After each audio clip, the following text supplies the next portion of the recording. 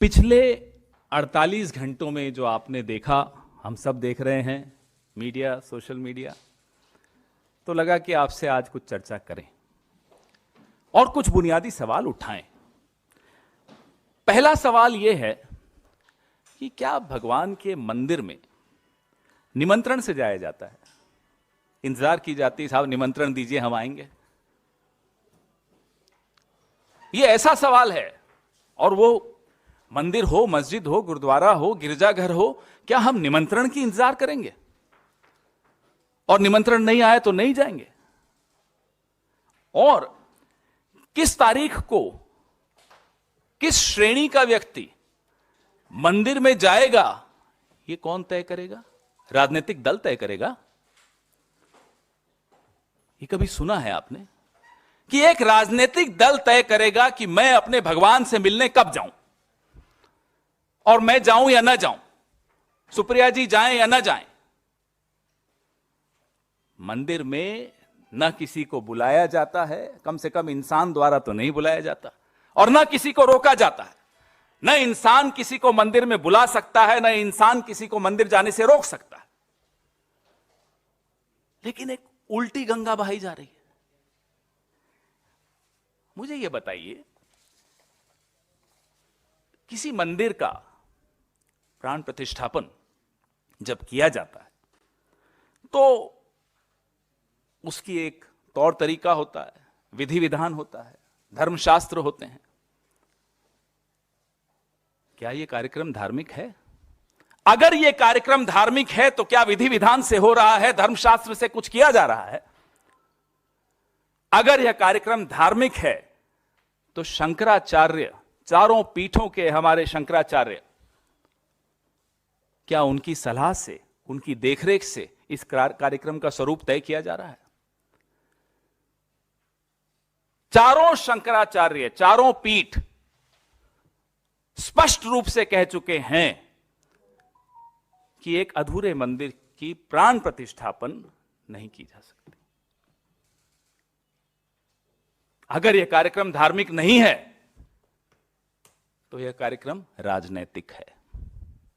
एक राजनीतिक दल, अभी यहां आने से 5 मिनट पहले एक प्रवक्ता उनका ट्वीट करता है, बीजेपी का पूरा फुल फॉर्म, जिसको जोड़ता है सीधा सीधा उस दिन 22 तारीख से। पिछले 48 घंटे में इतना आक्रोश, इतने आहत लोग दिखे। जो भाजपाई मैन्युफैक्चर्ड आक्रोश और आहत था वो काफी चरम सीमा पर भी पहुंचा अपना पिछले 48 घंटे में। मैं 2-4 बातें धर्म के बारे में और जो धार्मिक बातें हो रही हैं उसके बारे में कहना चाहती हूं। धर्म जो है वो व्यक्तिगत आस्था का विषय है। हम में से हर व्यक्ति किसी ना किसी धर्म का अनुयायी है, धर्म के मूल्यों को लेके जीता है, धर्म के मूल्यों को लेके मानता है। तो जब धर्म व्यक्तिगत आस्था का विषय है तो उसका इतना विभत्स राजनीतिकरण क्यों किया जा रहा है?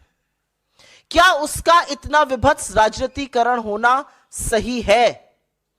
यह पहली बात मैं आपके सामने मुखरता से रखना चाहती हूं। दूसरी जरूरी बात, धार्मिक अनुष्ठानों का काम, धार्मिक अनुष्ठानों को करने की विधि, धार्मिक अनुष्ठानों को करने का तरीका, धार्मिक लोग जो संबंधित हैं, जो इसको करते हैं, उन पर छोड़ देना चाहिए। और यह सिर्फ मैं नहीं कह रही हूं, या सिर्फ हम नहीं कह रहे हैं, या ये तमाम लोग देश में नहीं कह रहे हैं। यही कहना इस देश के 4 शंकराचार्यों का है।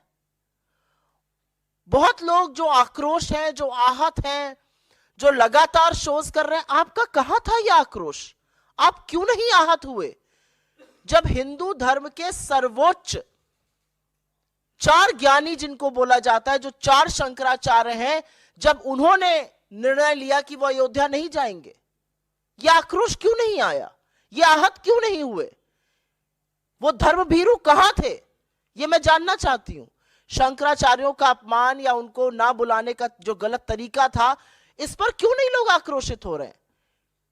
क्योंकि बहुत सारे लोग जो नए नए धर्मभीरू बने हैं वो इस बात को नहीं मानते और ये शायद नहीं जानते हैं कि शंकराचार्यों का हिंदू धर्म में क्या महत्व है।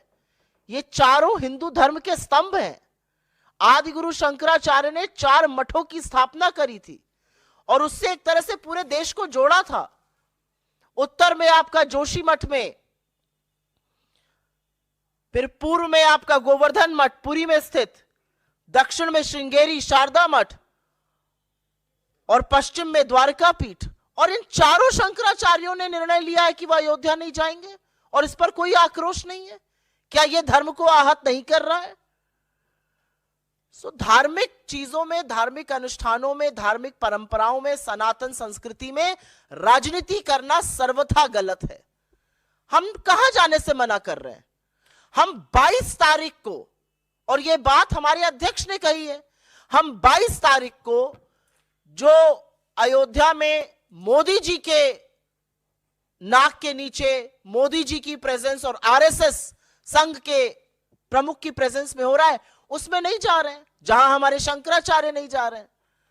हम जो विभत्स राजनीति की जा रही है उसका हिस्सा नहीं बनना चाहते हैं। और यह भाजपा का राजनीतिक आक्रोश और आहत होना आपको दिख रहा है, यह देश का नहीं दिख रहा है, ना यह हिंदू धर्म को मानने वालों का दिख रहा है। और रामायण, क्योंकि भगवान राम की बात हो रही है, तो रामायण की सबसे बड़ी सीख तो यह है, दैहिक दैविक भौतिक तापा, राम राज नहीं कहूं व्यापा।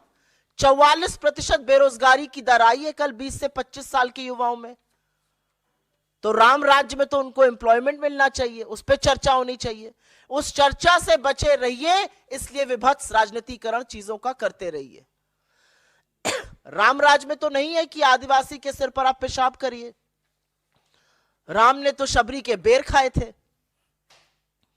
तो असलियत यह है कि धार्मिक अनुष्ठानों का काम जो हमारे साधु संत समाज, हमारे शंकराचार्यों को करना चाहिए, वो अब भाजपा ने उसका बीड़ा उठा लिया है। तो उससे लोग आहत हैं, आक्रोशित हैं, लेकिन वो लोग आपको टीवी पर नहीं दिखाई देंगे, क्योंकि वो दिखाई नहीं दिए।